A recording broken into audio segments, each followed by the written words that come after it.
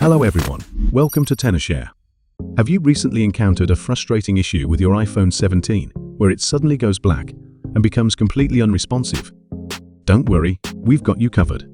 Today, I'll share 4 effective methods to restart your iPhone and get it working again. Before trying any of these methods, it's important to do a quick preliminary check. Make sure your iPhone 17 is connected to a charger and has at least 50% battery. If it still doesn't respond, try using a different charger or power outlet. Method 1. Force restart your iPhone. A force restart can resolve minor software glitches that prevent your iPhone from turning on. For the iPhone 17, quickly press and release the volume up button, then the volume down button, and finally press and hold the power button until the Apple logo appears. If this works, congratulations, your iPhone should be back to normal. If not, don't worry, we have more solutions. Method 2. Repair with iTunes. If a force restart doesn't work, you can try repairing your iPhone using iTunes.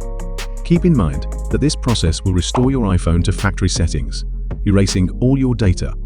To do this, connect your iPhone to PC via USB cable. Put your iPhone 17 into recovery mode by pressing the volume up button, then the volume down button and holding the power button until the recovery screen appears. Connect your iPhone to iTunes, select Restore from the pop-up menu, and once the required firmware is downloaded, the restoration process will begin. Method 3. Use ReiBoot.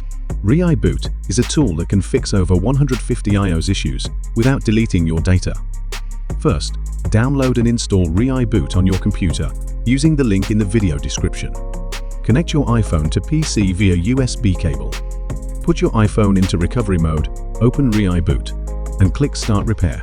Choose Standard Repair, which won't delete your data and can solve most system problems. The software will prompt you to download the matching firmware, and after waiting for the download and repair process, your iPhone should return to normal. Method 4. Contact Apple support. If none of these methods work, the issue may be hardware related. At this point, it's best to contact Apple support for a professional diagnosis. They can check for any hardware problems, and you can schedule an appointment through the Apple website. If you found this video helpful, please like and subscribe to our channel. If you have any questions, leave them in the comments section, and we'll be happy to assist you. See you in the next video.